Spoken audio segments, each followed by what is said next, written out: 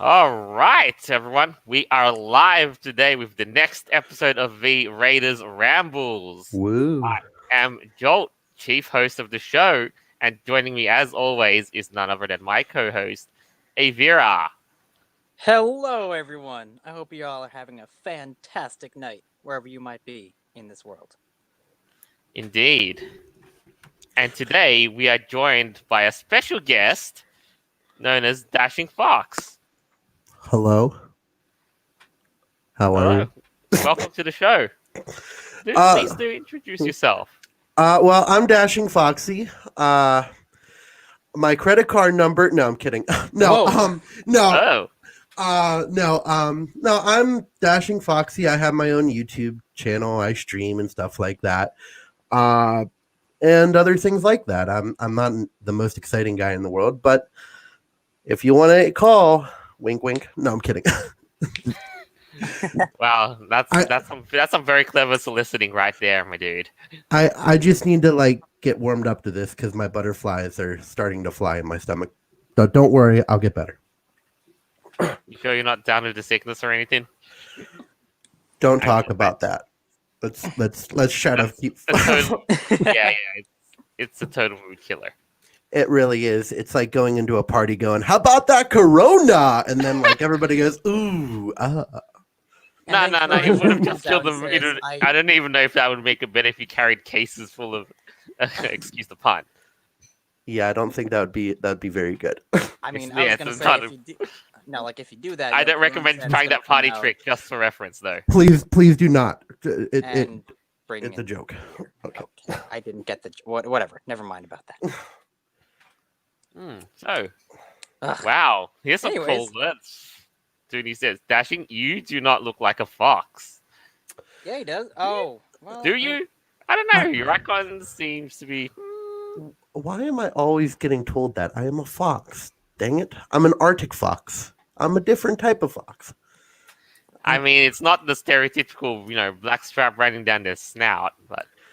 No, I'm a pretty bright fox. Both my brain and my looks, so...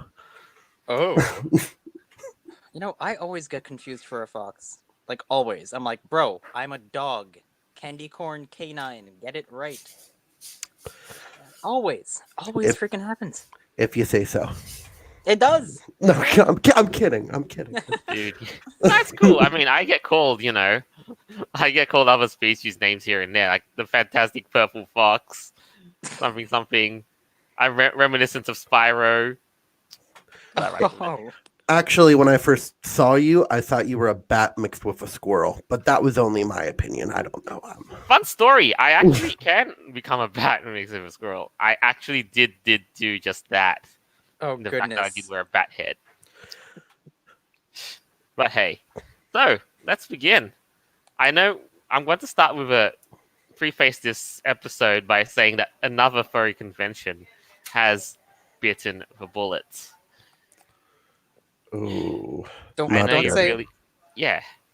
Oh, I know. For some reason, I thought we talked about this last week about Furpoc. Right, but except the thing is, it's just I know you'd be the most upset about this, Aeveirra. I really do, because it's one of your favorite cons. It's Furpocalypse. Oh, man. Well, I didn't see this statement. Wait a minute, I saw their Twitter post. I didn't see this one. Oh goodness. Here's the thing. Yeah, go on. Oh, so really, if you take a look at most of these cons that are closing, like Furpocalypse and all these other ones, my personal opinion, I've been doing a lot of research, even since I'm starting something. Right. A lot of these hotels are making it mandated to postpone and also cancel, because it's by FCC. I mean, not FCC. Sorry, by CDC community guidelines. That's right. That's one of those things that you cannot mess with the CDC. And if the CDC tells you can't do it, you can't do it. Exactly. Well, Anthrocon had a very similar problem because they had all these different contracts with hotels, and they thought that if they canceled, they'd go bankrupt. But now, we're not really so sure about what's going to happen, because if this was mandated like by the government, then they can't really charge you for the hundreds of thousands of dollars that they invested in these contracts. I don't know. Yes, they can. Oh, they can. Oh, It's that's why money. he was so. Oh It's no, money. It. that's why he canceled it. Then Jesus. Let's face the facts here. Money rules the world, and it's money. Yeah. Well, I believe this convention actually didn't they lose like $220,000? I mean, what you're talking about is Megaplex. Funny that Oh, though, we did Megaplex, have, right, Megaplex. you know, I Yeah, mean, if you they remember had right, one. we did have one, one Yappy Fox unexpectedly dropped by in the live comments, That's right. That's putting right. us Yes. out in the details, and it was just so, it was just quite unexpected, getting the head honcho of a FurCon to swing by just so casually. And- Right. And well, what Yappy said was, well, I mean, I'm just talking about old news right now, but Right, and here's the thing. he had only had one extra contract with the hotel, and it cost $200,000. I mean, can you believe? Just imagine how bigger conventions are going to deal with this. That's So, crazy. what it really is here is, and what sucks about it here is, and that's where 2021 is going to be like a question mark too for a lot of these conventions that are starting in the beginning of it, or maybe even like starting in the middle of it, is if they do, or if there is a second cycle to this that they are predicting, more of these conventions are going to be canceled and keep moving on. It depends. It just depends on the contract. Now, I don't know if anybody ever watched my show, but I did go briefly into acts of God. Depending on your contract, you can cancel something because of foreseen circumstances. Right. Now, it doesn't look like Megaplex had that. Didn't look like Anthrocon had that. Yappy did say he had to cite force majeure as as one of the reasons why. Otherwise, he'd be out of pocket for quite a lot. Yeah. So I don't think Anthrocon was insured under that, because Kage really held out for a while, and he had like 11 different contracts with 11 different hotel chains. So you have to imagine the negotiations were very complicated.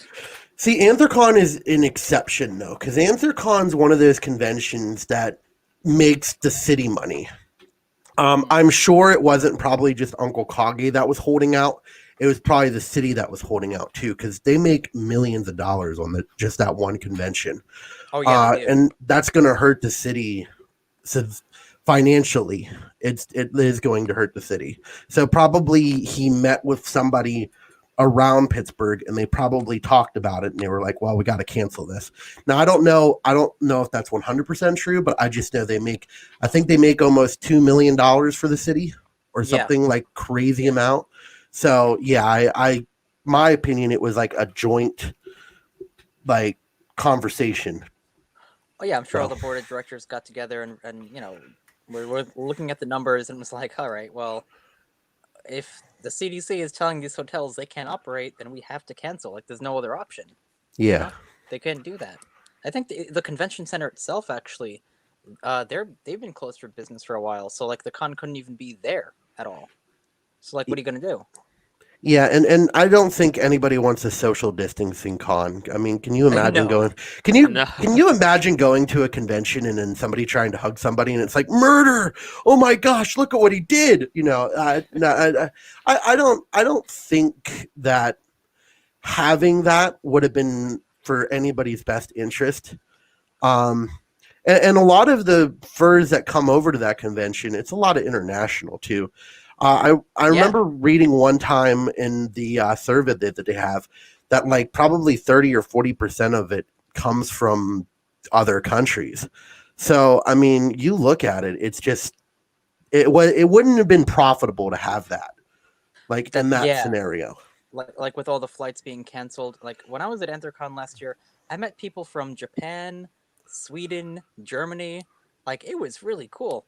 But now with all these international flights and a lot of other countries, even still, not doing very well.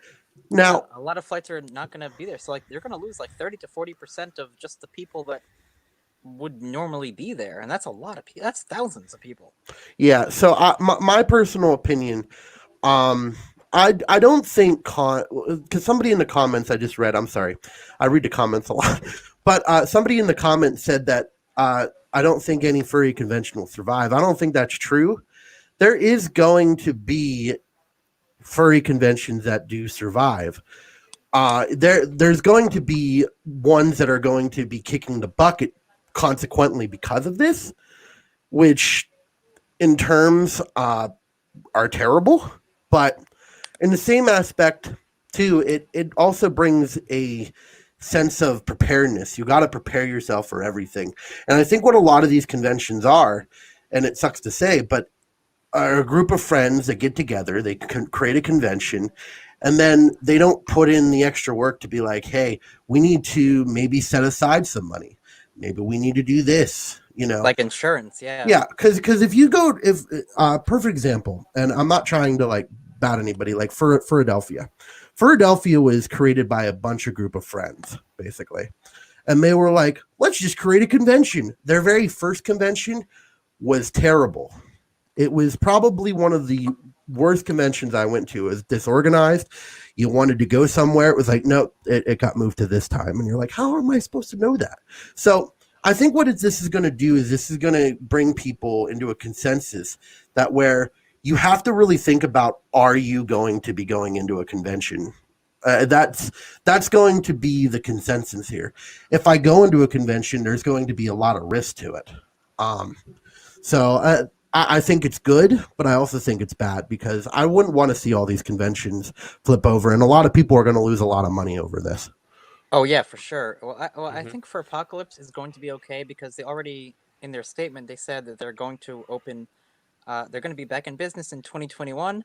Now, Correct. as you said, it's a very difficult question to answer. Like, if who knows what's going to happen in October? Who knows? So Right, they're here's the planning thing. on opening, but we don't know. Here's the thing. I mean, here's the thing. I know, like at this point in May, I know that at this point, the July events are called off. I know I'm upset because all my July events got called off. August is pretty much going to feel the squeeze if they're not cancelled already. I know Megaplex and Eurofurence was set and slated for August, but they're gone. September, they're going to be feeling pressure. October, though, I know it's ways away, but still. Yeah, it's 5 months away, this convention, and yet they still canceled it. Now, I don't know if they're going to do a virtual con. Probably not. I think that's the plan. They have a plan. Read the statement here. But Oh fret wait, not. they are? Apocalypse 2020 will still happen, just in a different format that we are starting to see more and more of. Our Oh, main that's events right. department has been busy at work in association with Astrocaster's event production of Washington, D.C. to plan out a virtual Apocalypse Halloween Bash for 2020. I'm Oh, sorry. I that- don't know if I do that. Oh, It's not. so okay, so this is basically the con's attempt to try to it's put a new whole spin on things, right? Mhm. Okay, if you can't have a convention this year, your marketing team is going to have to work even harder next year because it's all about a revenue thing. Okay, Right. Yeah.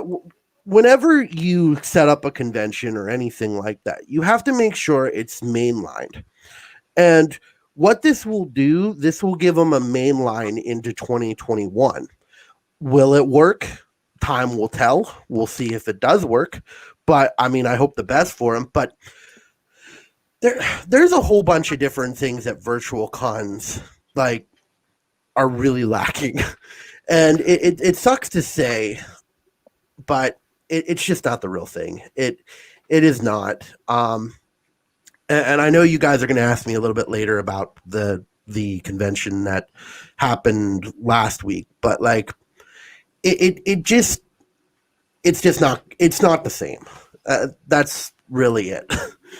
Yeah, right. I mean, how can it be?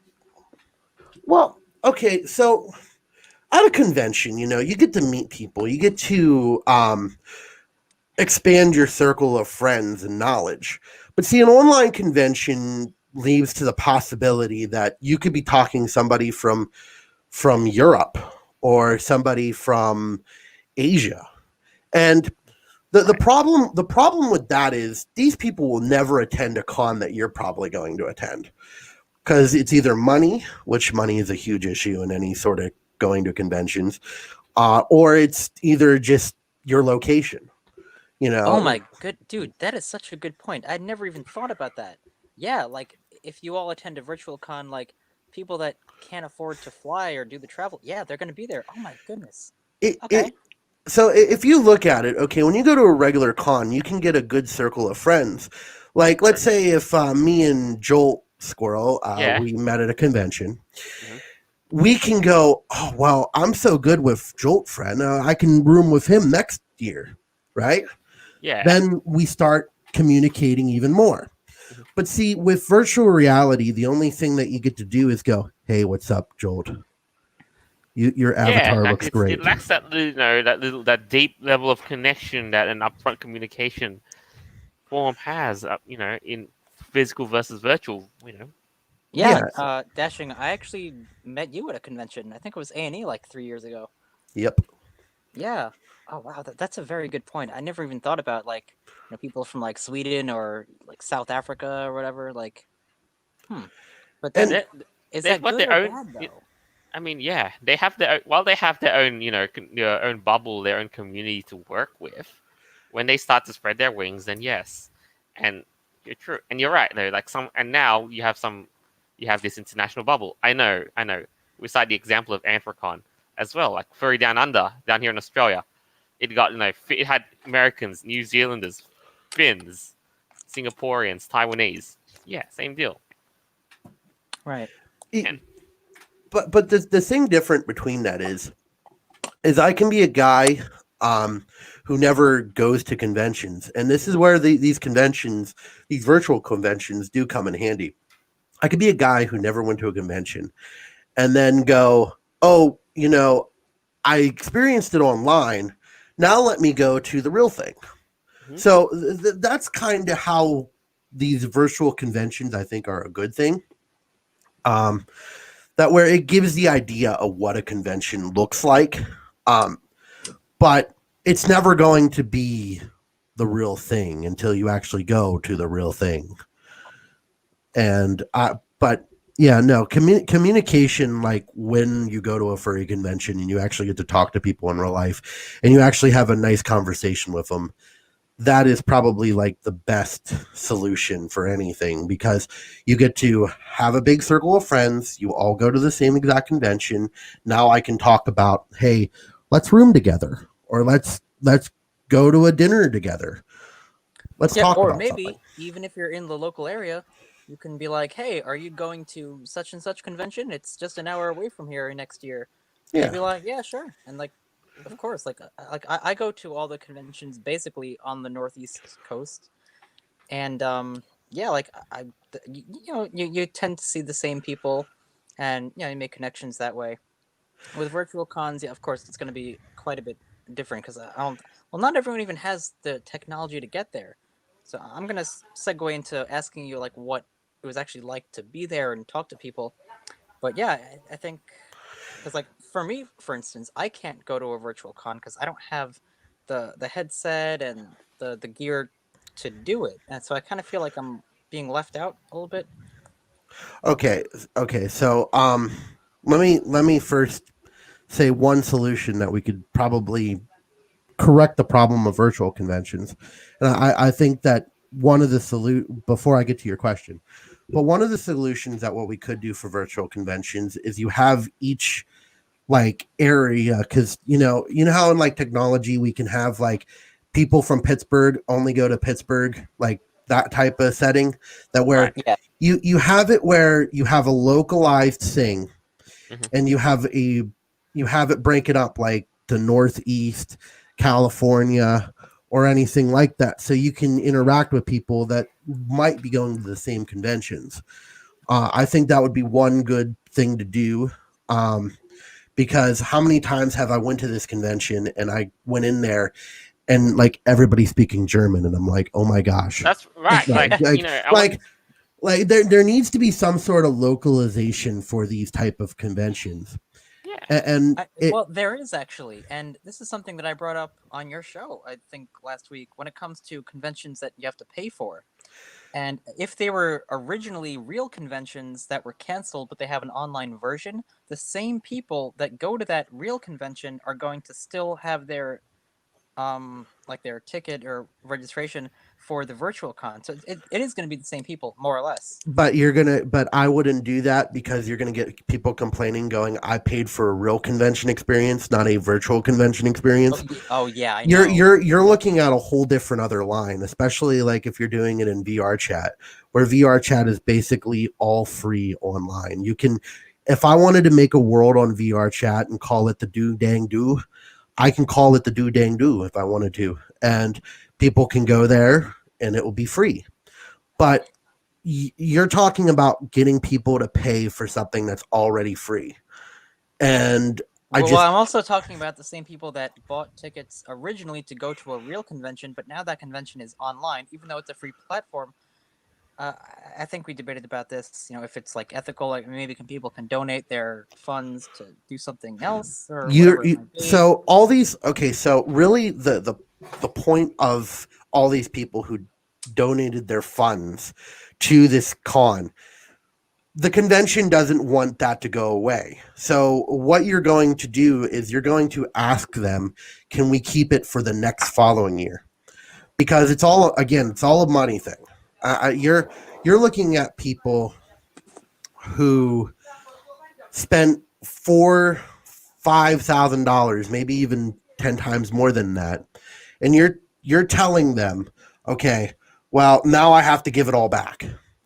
So yeah, you're looking at something that has never, first of all, never happened, because you've never seen this before in this high magnitude. But you're also looking towards the future, and you want them to keep the convention that you paid for. I mean, the attendee thing that you paid for. You want them to carry it into the next year. And if you do that to people, saying, "Well, we're just going to brand it onto a social, like virtual con thing," you're going to get people who are understandably mad because they already had plans going to the next year con. Now they have to pay for that, and all they got was a stupid virtual con. That's not the same. And you're going to get people who are going to be complaining about that. That's why I don't think it'd be anybody's interest to make people pay for a virtual convention. right. But okay, so what about the conventions that unfortunately did go bankrupt and they can't actually have the real con that they were supposed to because it was canceled? So do you think a virtual con in that regard, if they get it together and it's good, you think that might be worth it if they're never going to open up again? Okay, so let's go over to the convention that just happened last weekend. Right. This virtual convention, and I'll get into certain things, and maybe we can answer some of these questions. Yeah, like so what you I'll just pop said. this up. So this was virtual furence, right? A virtual recreation of Eurofurence in Germany. Except in VR chat. Is that it? Wow. Okay. So I thought it was Furry. actually, Furry-ality? it's for reality. This convention Okay. was made by a group of friends who were like, let's start a convention online, basically. So for reality, was it okay? Yeah, for reality. That's why I titled this episode that. Yeah. The new reality? Come on, Jolt. I thought I told you about that. All right. So if you take a look at this for reality thing, number one, and if anybody wants to go watch my show about it, I go on like an hour and a half rant, and I'm sure Aries can probably, like, he could probably testify to this. But if you look at it, in my opinion, it was rushed, it wasn't planned right, and it didn't feel like a real convention. It was so far from a real convention feel. Then it's like comparing a dinosaur to a dog, and you saying, "Oh, well, they're the same height, right?" Oh, yeah, sure, totally. No, it was not anything like a real convention. So, but didn't they build like an entire virtual like hotel or like a con space? okay, I know the one that you said you went to. There wasn't a dealer's den there, but I know another virtual con that had one. Okay, so the one thing about it was they did make a space for it, and they did do it. Okay. What Jolt Squirrel was thinking about, that's a whole different other project that's coming to virtual reality chat, basically. So what did they do? They made one room, and they had a dance in it that where what they did was they streamed live DJs playing in that one dance room. That was their main, basically, lobby and dance. I mean, that's kind of cool. Okay, so it is kind of cool. Okay, for anybody who's played VR, I don't know if anybody here has played VR chat. VR chat is basically VR chat is basically a source that where you go on and talk to people. And that's kind of what it was like. It was just basically you get to listen to a little bit of DJs and you just talk to other people. It wasn't really exciting. It wasn't like game changing that where I was like, wow, I can see myself doing this all the time. And actually I know a lot of people who did not go because they thought it was kind of stupid. So yeah, no, that it did not feel like exactly like a convention, like at all when it comes to that. I gotta say though, I think it's a pretty good first step. I mean, hell, they have like DJs streaming in this virtual lobby with people there. You know, So- they can totally expand on that, right? Yeah, I mean they can, and I'm not going to say they couldn't have. The problem with it is, okay, when you go to any sort of convention or any sort of feeling like convention, right? You take a look at it, and there's the dance, there's panels, and there's a lobby, and there's like a whole bunch of different other things that you can do, right? The one thing that like I have a complaint of is the panels. The panels were god awful. They weren't organized, and they were literally just glorified going and talking to people, and it usually didn't end up with what the panel wanted it to be. So Well, that kind of sounds like every YouTuber furry meetup panel that Yeah. happens at conventions. yeah, You know? and that's fine, but usually when you go to a convention, there's usually a guy who starts out talking on a stage, and then you kind of go into your own groups, and then you talk about some sort of interest that you're interested in, and then you do it. With VR chat, it's the same exact thing. You could basically do that without a convention. I can basically invite your friends, and then you invite your friends, and then we could all just be talking about the same exact thing. That's why I don't think most of the meetups that they had there was just a glorified regular room that just happened to be in a convention site. And they should have done something a little bit more unique with that. Sorry. Okay. Yeah. Okay. Do we have any live comments? Any questions? There's not an awful lot. I think at this point everybody here is joking about VR and VR conventions, though. Oh goodness. Okay. VR marijuana. VR cons don't feel real because they're not real. Oh yeah, I mean- Dashing. I guess that was another question I had. Well, not about the weed part, but like room parties, for instance. Because it kind of sounds like the whole convention was basically just that. Like you go to a panel, it becomes its own little thing. Yeah. Were there room parties, or was No. it mostly just kept in the DJ dance area? You can't have let me just state this. You can't have a room party in VR. Well, if I they mean, have rooms, right? They Yeah, build 'em. but okay, so literally what you can do at VR, and this is what I've done before. I've gotten drunk on VR. Oh, good. And yippee, I mean, it's like I'm drunk and I'm just talking to my friends. That's all it is. It's hard to like imitate what a room party really feels like. When you go to a room party, like in a convention, you always get the one guy who wants to hug everybody, and then the silly drunk. You get the person who like basically just crashes a party and you didn't know that they were supposed to be coming or anything like that. But they didn't. You can't make that. You can't make a room party in VR unless if you have like maybe. They do have like things called phantom touch that where it can make you feel like you're getting touched by the person.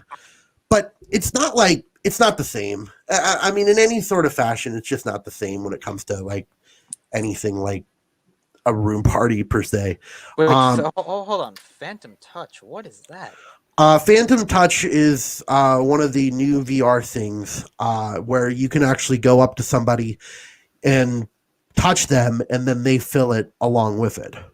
You mean like physically? Like, do they have gloves or something? Yeah, they have like things that you put on your chest, and you have things that you put on your face and stuff like that. And then you go up and yeah. What the heck? Oh, that's spooky. I don't know if I like that. It's a lot of money. If you want to do it, it's a lot of money. It just getting the things that where you can move. You can actually move your feet and stuff. They're like an extra like 150 per pop per leg. So it can get really expensive VR stuff.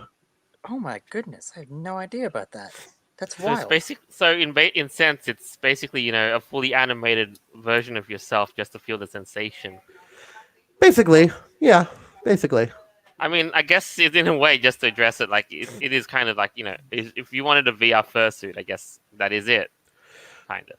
I mean, I guess. I mean, you're not going to feel any fur. I'm going to tell you that. No, you're not going to feel the sensation of boiling inside the head. I can tell you that. Is it like pressure or heat or like a shock? I think it's like what even is it? I think it's like a tingling sensation, and it depends on what game you play. How in the heck?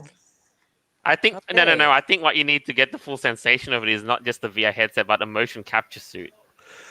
Yeah, well, I'm not going to go in and get a motion capture suit anytime soon. So forget about that because those things are even more expensive.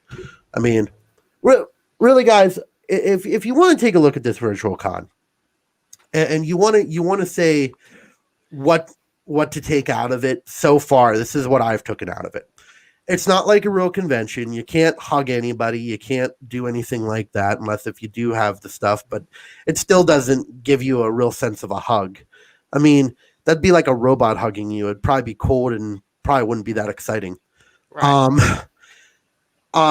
Also, too, it's just a glorified talking session. I mean, that's really all it is. You're not really meeting anybody face to face. You're just talking to people online, and they can be from anywhere. I mean, so I'm guessing there's no headless lounge at this convention. No. I don't think that's gonna be a thing. Like, I mean, how do you dehead a VR? Your VR avatar. Yeah, exactly. Yeah, that you can create an emoji for that. I'm sure there probably is some guy who created an emoji for that, but like, it would still be kind of stupid. Like, yeah, really.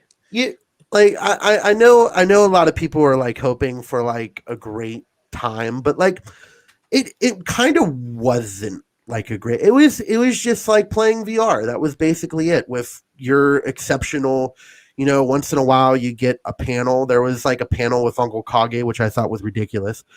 I mean, how many panels can this guy do in one convention? Like, right. Wait, he was there? Kage was at the con? He actually, there's a live stream up with him, and he was actually live streaming for like an hour doing Uncle Kage hour, which kind of made me want to go, but like, yeah, I get it. Wow, I didn't know he was even there. Holy crap. Yeah, but again, like, okay, so this is what I thought. And I thought this was going to be more of an experience for everybody and more of a fun experience for everybody.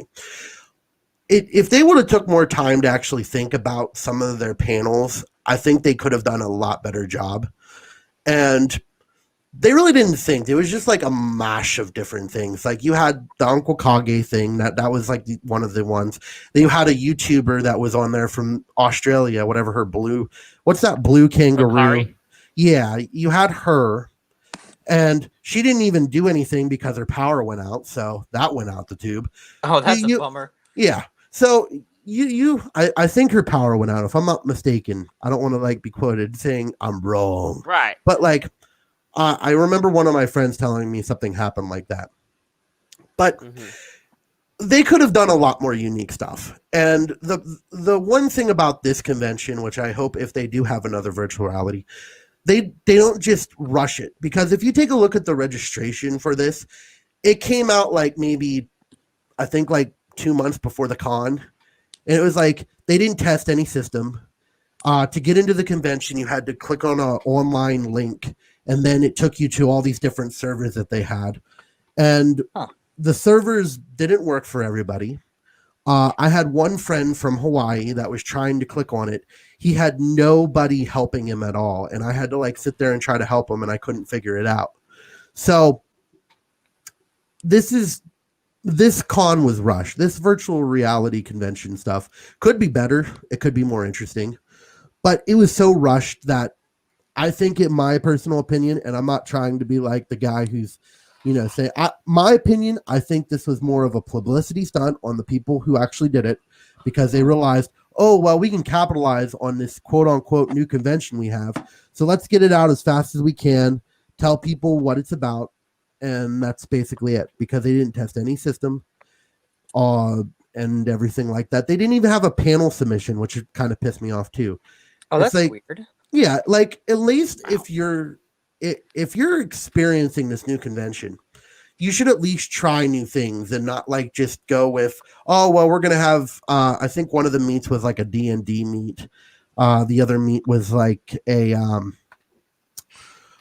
there was inflatables, there was Animal Crossing, and they were like basically all like you go, you talk, you hang out, and then you leave.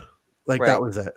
But there were panels though, and what do you mean like no panel submission? Like Here's did the these thing, people have like- specific slots that they already had before? Well, I think it was just a group of friends determining what panels they want to do. Right. Okay. Here's the thing though, but and then most panels essentially, I've seen some things like Downtown Furcon. They tried this whole virtual gig, not that I attended, but rather they basically showed people doing art streams and such, and that sort of thing for panels. But yeah. Well, what they should have did, and this is only my opinion, is what they should have did is they should have took the time and they should have calculated on what kind of panels you want to have. Like there could have been a dance competition, even if I don't like the dance competition. There could have been a dance competition. In VR chat, you can actually set up worlds that where you basically just watch different things the whole entire time. Like they have movies in there, they have a whole bunch of different other cool things, and all you do is just type in a URL, and then it will pop up on the screen. So you mean you think that someone could like be streaming themselves actually like legit in a fursuit to music? Well, I stream wouldn't. that to I the- wouldn't say stream. I would say what they should have did is they should have held a contest, like posted on Twitter. Show us your best video of you dancing. Oh, that's a good idea. And Okay, they then could what have you done do that. is you submit it to their Twitter or their website or anything like that.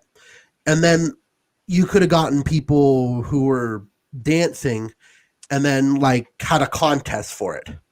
Try something new. I mean, this is a whole new experience. I didn't see anything new about this experience. The only thing I saw that was new, it was just in VR. I mean, that's basically it. And Well, yeah. Well, I mean, obviously it's very much in the infancy stages of this happening, and I hope this is not the new normal. it's not. It's not. I'm because I think what this has shown is that if you rush something and you try to seal it, package it, mail it in, you're not going to have a good time.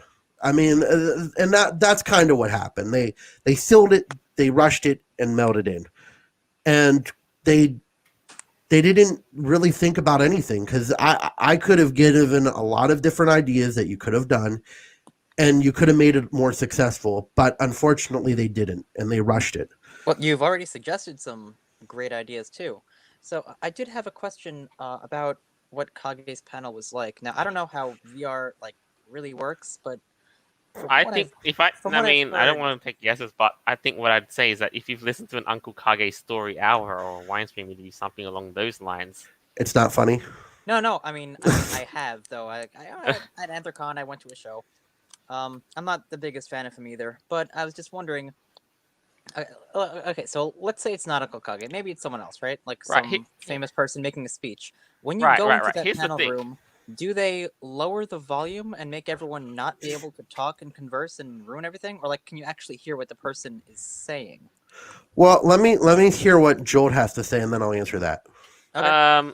No, I just wanted to remark regarding the whole, it's not a, an observational thing, but rather it's that regarding famous, furry YouTubers, Dust Raccoon's live comment says, major furry YouTubers don't even attend virtual cons, and they'd rather do Let's Plays. So, I know it's a bit of a tangent, but So actually, to tell you the truth, there was some popular furry YouTubers there. Um, you you'd probably know the one kangaroo that she was there. She was Oh yeah. attending. I think the strawberry dude, whatever the heck his name Aeveirra. is. Yeah, whatever his name is. Who even? I don't even care. But like, if you take a look at him, he was supposed to drop in. I think. At one point they were bragging that he was going to drop in, but I don't think he ever showed up. Which, fine by me. You had a bunch of different people who were there that are kind of known in the furry community, but they're more known in the VR furry community than the actual real community. So, like there's a girl who there's actually a character in there. It's called Shebas, and they the person who actually came, he was a creator of the Shebas, and everybody kind of like swarmed in and be like, "Oh my gosh, you're like the best person ever." So in that aspect, yeah, definitely there is those people out there who actually were popular for it, but it wasn't really like mainstream popular furry YouTubers or anything like that. So I would probably say like if I had to guess, there's probably like 3 there total that were popular on YouTube. So it's a niche thing, basically. You've just got to know where to look for it. Exactly. And it's I don't base a convention on popular people. No. If somebody doesn't go there, or if somebody's like popular and they're like, "Oh my gosh, this is like the best person ever," I'm gonna be like, I don't really care, because I'm not that type of person to like go up to somebody and charge them and going, I'm like your biggest fan. I don't think I've ever said that to anybody. Like, I'm your biggest fan. Like, I don't think. Well, Dashing, I'm your biggest fan. Well, thank you. I appreciate that. You're my only fan. I treasure you. Um, but no, I mean, in that aspect, yeah, not a lot of like furry YouTubers were there. And what was your question before I kind of went to him? Oh yeah, well I was wondering, like, because you said you went to Kage's panel there, so I was wondering if in VR it's possible to make it actually be like a stage type of situation. Because if everyone goes there and everyone's all talking at the same time, how is the panelist going to talk to everyone and everyone can hear them if people are all talking to each other? Oh, Like, is there a way to mute it?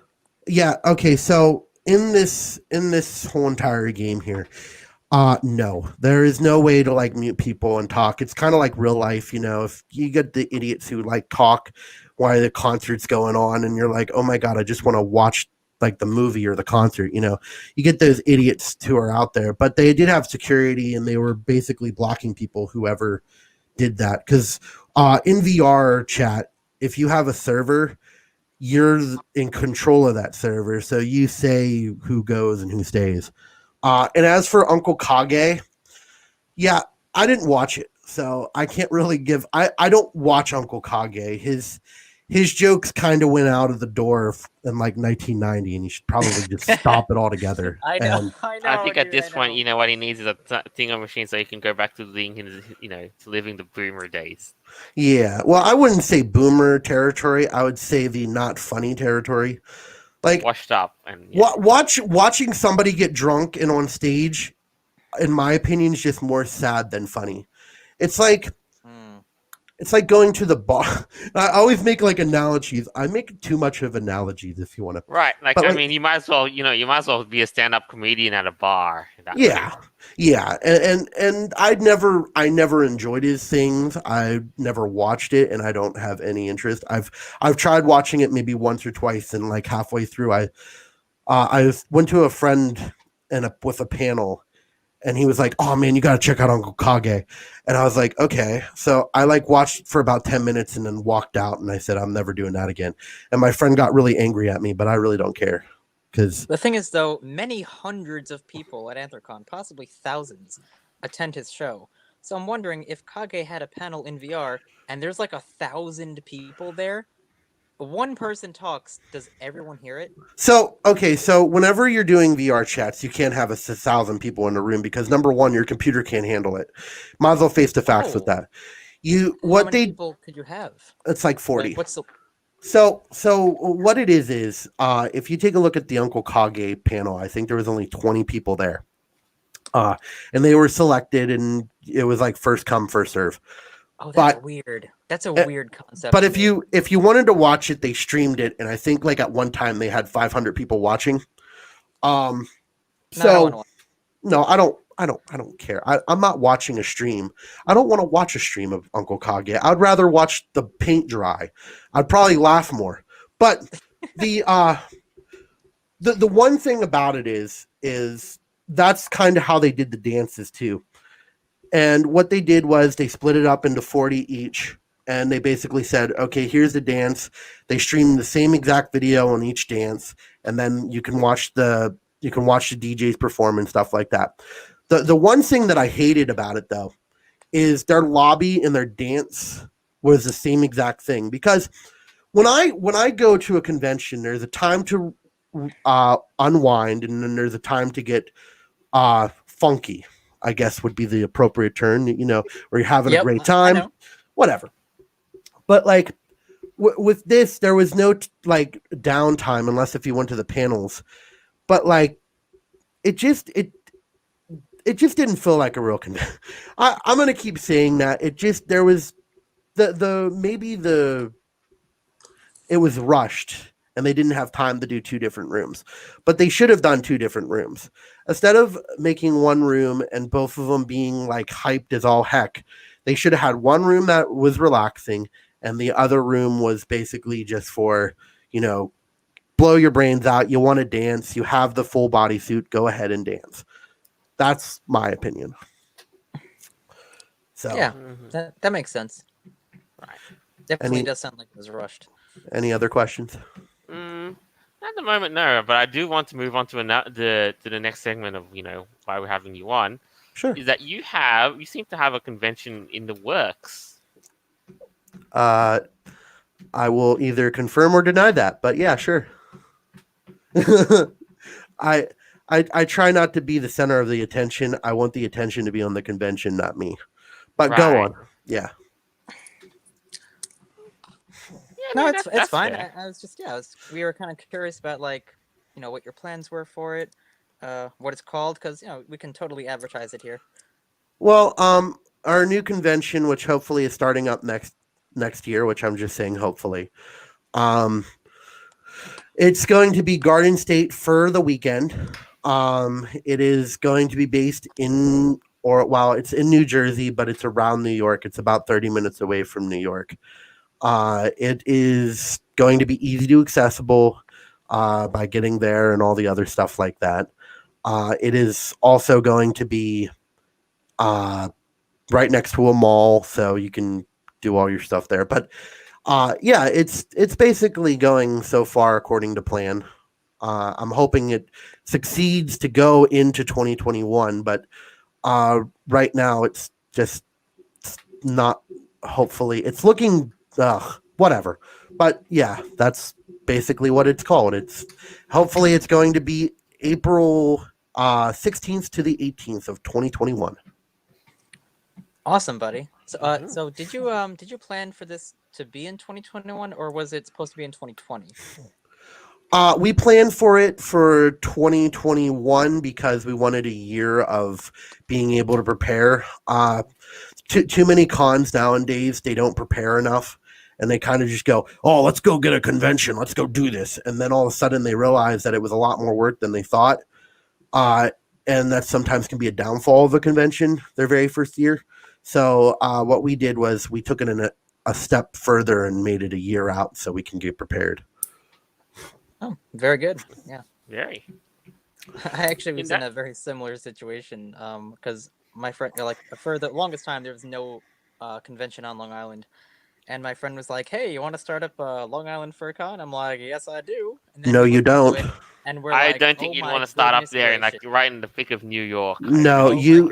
Okay, so this was like 2 years ago. That she suggested this, but we both kind of realized it was like It was way too much work for us at the time, so we kind of just gave up on it, sadly. But I'm glad you got the ambition, though.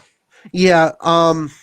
But let me first say that I understand that don't dash con yourself. Okay, my name is Dashing. That was a good joke.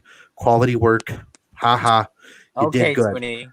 But no, yeah, no, because I feel like that's probably one of the steps that a lot of people don't understand is that a convention is like a business, and it sucks to say, but it is like a business, and you have to run it like a business. Because if you don't run it like a business, you can get yourself into a lot of trouble. I mean, a lot of trouble. Oh yeah, of course. There's all kinds of like regulations when it comes to income and contracts and bureaucracy and all that. Mhm. Yep. Insurance, you know. So, Go I ahead. do have a question for you. Regarding the location, I mean, it does seem fascinating. Another furry convention on the eastern seaboard. I know the New York, New Jersey community don't have their own con, so did that kind of prompt your decision to host one there? Yeah, we lost our only convention, which was FAU, if you can call it a convention. But like, and I'm not saying it was more of like just a glorified getting drunk convention, and but the one thing about it is I noticed that there wasn't really any conventions in New York until Furpocalypse decided to do the same exact thing, which whatever. Right. But like the I realized there was really no convention there. I found a good price on a hotel around there, and I figured because we looked all through Jersey, like we looked in South, North, the Shore, which don't do the Shore, never do the Shore. I think like one hotel wanted like 50,000 a night, and I'm like, woo, can't do that. But like, it it's crazy because a lot of people who go into a convention just thinking it's going to be easy. You got another thing coming, unless if your mom or dad has like $1 million that they can just give out to you, you're going to be in a world of hurt after the fact. Well, that's why you got to think about it like a business. And I that's remember FAU. oh, go on. That was my first convention in 2014. I had a blast, but now it's gone. So, wow, So 50,000 a night though. Really? yeah, it was just to rent out the hall. It was 50,000 a night, or it was like some ridiculous, like 40,000 or something. It was crazy, and that's why you don't have it in Long Island or anywhere in New York City. Pricing out those hotels are like pricing out a Lamborghini every night. You probably can't afford it, and nobody Yep. can afford the hotel. And I don't want to sound like a real tell person, but like it's location, location, location. Conventions are all about the location. Does it have a good enough food selection? Is it accessible to the airport? Is it accessible to here, there, everywhere? So looking at any sort of convention, you're going to hit those snags. So that's why we thought our best one was going to be this one. Well, all right. Mhm. Wish you the best of luck, dude. Well, thank you. I appreciate that. And if we don't really know what's going to happen next year in April, but hopefully, are- if we things are finally all get going back to the to dark normal, I will be there. And that's the one thing that right now, and it sucks to say, but the normalcy isn't really normal, is it? It's like No. you look at all these different places that are being shut down and all these other places, which I don't want to get into it too deep, but all I want to say is that it's not an ideal time to have a convention, and it sucks to say, but you're going to get the people who are going around with disinfecting, spraying everybody, and you're going, hey, so but we'll see. I'm hoping 2021 turns out good. If not, then we'll do it in 2022. The only good thing about that is we'll have more time to prepare. Yeah, of course. Work out all the details, organizing. Yeah, and that's the one thing you don't want to happen at your convention, that where you're in the middle of your convention and then something goes on fire and you're like, oh my gosh, I gotta fix this and I gotta fix that, and then Oh, geez. it's Yeah, not. that would be a problem. The key point for any convention should be organization and communication. So Definitely. So I'd like to say, in about a moment, I'd like to open up the lines to any questions if you're open to answering any, Dashing. sure. Yeah, but again, while we're at it, though, so again, like, how in the dark do you see this? In the short to medium term, up until 2020, 2021. Well, like what do you mean? Like the C word? You mean the virus? Yeah, and also like in the convention scene too. Will we see more conventions trying to adopt the whole virtual model, or will they, simply just roll forward there? The virtual model is only a temporary fix, and I told this in my one video. It's like a band-aid, or a patch. You put the band-aid on, and then you wait until it heals, and then you can go back to your everyday living without the band-aid. And my personal opinion, that's what it is. It's just a band-aid. It's not going to be a full-on thing. They're still going to be happening after all this is said and done, but I think that it's going to be more in the lines of people want to go back to real life communication. People want to hug furries. People don't want to just see their avatars going, "Wow, nice avatar." I think that that's going to be where it eventually goes. So Okay, yeah, well, that actually segues into the question that I had too. Do you think that virtual cons? I mean, I know they're only temporary and not the real experience, but do you think that they could be used as kind of like a test platform? Like, let's say you don't have the money to invest in a hotel, but you want to start your own con, and virtually you can do it that way just by starting. I mean, you think that's a good idea, or possibly not well, going to happen? let me tell you something, okay? Virtual cons. I think I told you this during my show, but virtual cons are free. Real cons are not. Virtual cons takes a lot of IT support. Real cons, they take some IT support, but not as much. If you take a look at the difference between a virtual con and a real con takes probably about 50 to 60,000 to run. Mhm. Okay. For a virtual con, it's free, so there's no debt. If you end up having to cancel it, no skin off your bones. You're basically scot free. A real con takes legal lawyers. It takes a whole bunch of going through hoops, talking to an accountant, doing all this other stuff. Again, virtual cons do not have that problem. Now, can you make an argument saying that you have to organize people? Sure, you can make that argument. But organizing people and actually being beside people are two different things. When you're doing a real convention, drama will hit you like a knife.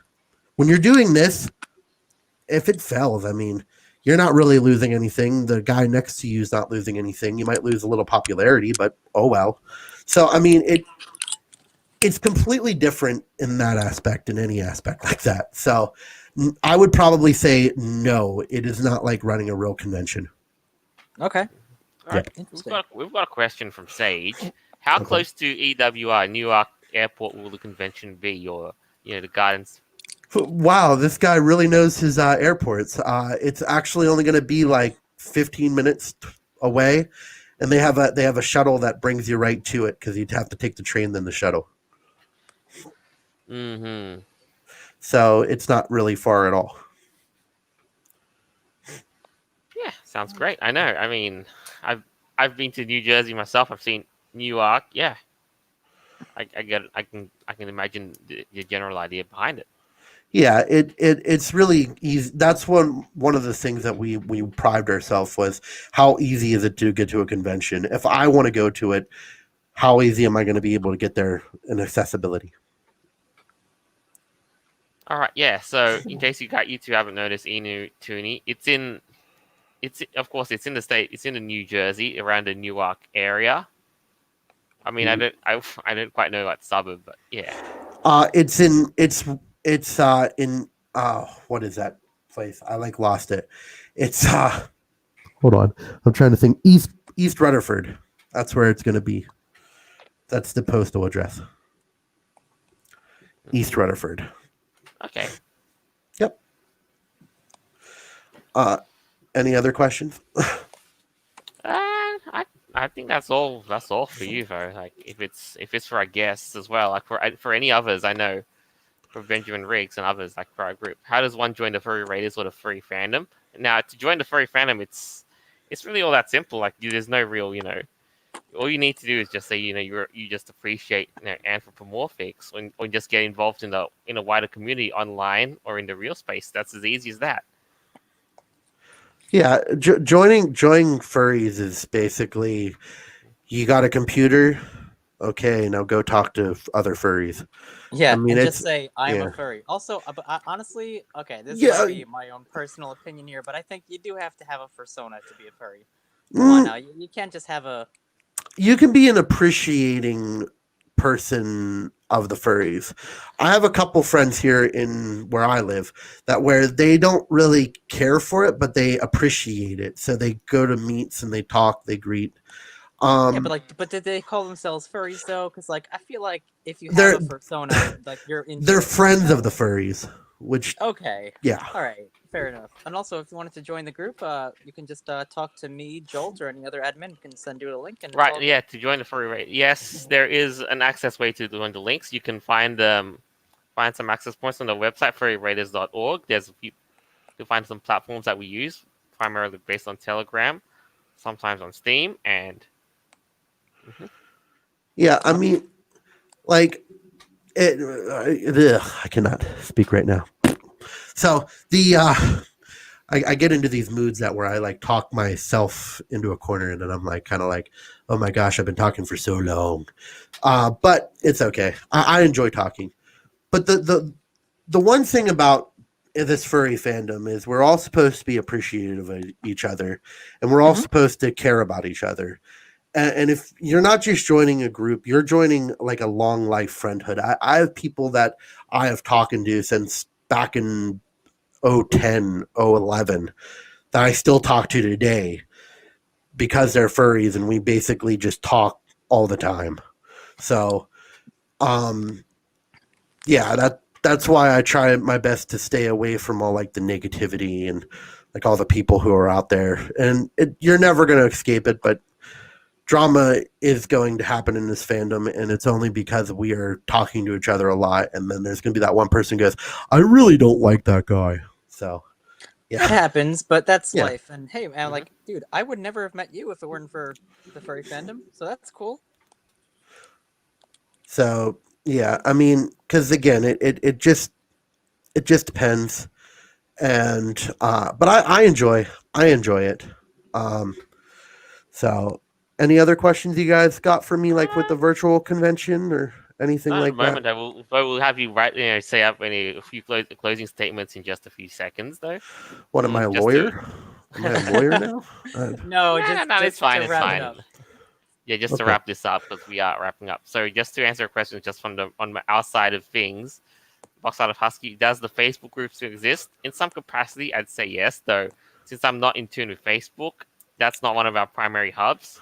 The primary hub for the Furry Raiders is Telegram and Steam at times. So chances are you're better off having luck on Telegram. Are they a dinosaur? I never use Facebook anymore except for my They are hockey team. totally a dinosaur. Like They are The dinosaurs. boomer. Yes. like, Social and media. I'm not saying that he's a boomer. I'm saying that you in this fandom, everybody moved to Twitter, and Oh no! I'm calling Facebook a dinosaur.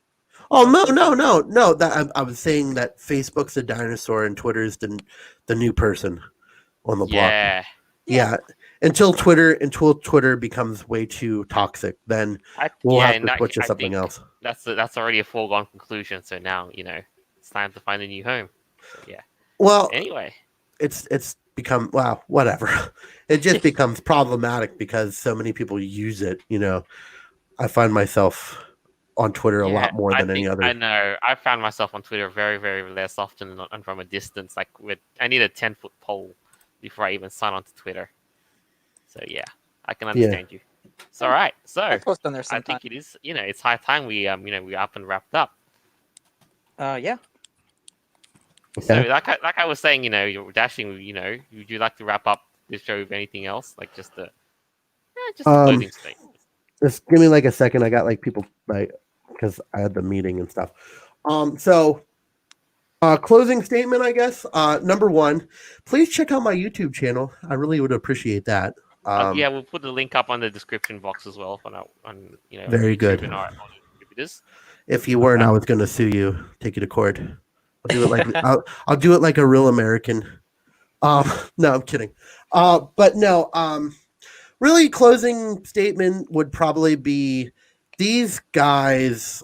I mean, this whole entire format of VR, it is. I don't think it's going to last. I just think it's a patch. And in any form of fashion, anything with VR is going to pass. It's just a phase. Because you're not really getting the real experience.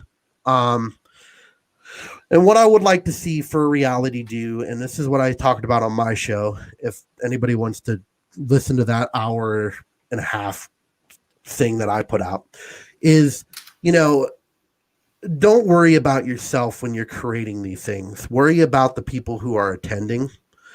It's just like a real con in that aspect. Don't rush. You have to take things into consideration, who's going to be there.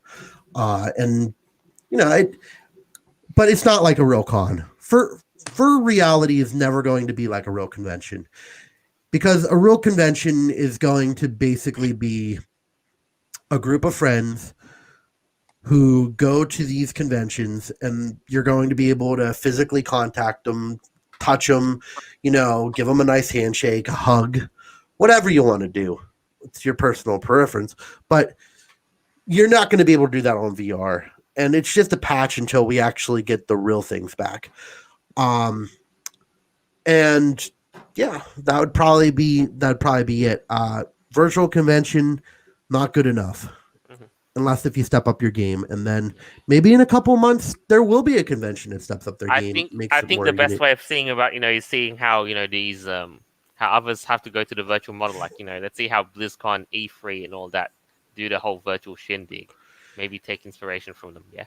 It's so hard to do virtual anything like that too. Yeah. Because how do you charge people for that? I'm still on that, like. I know, same thing. Like BlizzCon wanted people to buy a virtual ticket for that sort of stuff. Oh no, this con didn't. They wanted you to put into a virtual. They wanted to donate. You had to donate $5, or you could get in for free. Right. That's what this convention was, and this convention is a completely different other tackling. And you can make the argument that there is subscriptions out there like that you pay and you go see a fight, but this isn't a fight. This is basically you going into a room, talking with other people, and you can only create so much instances. So how do you charge that? Who knows? You'd have to really give me or sell me to actually charge for stuff like, let's say, a virtual reality E3 or a virtual reality anime convention. So that would probably be my 2 cents on that. All right. So one last thing from Inu. He says, thank you for showing up on our show and being an amazing guest. Likewise to you. Aww. Well, thank you. I hope I was a little bit more interesting. I'm not the most interesting guy. That's why I only have like maybe 12 people who watch me, and they probably only watch me out of pity because I don't do the greatest of jokes or anything like that. But I at least try. Yeah, well, we don't do the greatest, putting ourselves out there job, but we make things work. We still get out there. All right. Yeah. So, Aeveirra. Well, this was really interesting. Dashing, thanks again so much for coming on. I really learned a lot, about what the virtual convention experience was like. Really interesting stuff. And I hope to see you next year at your con. Well, I'm really hoping.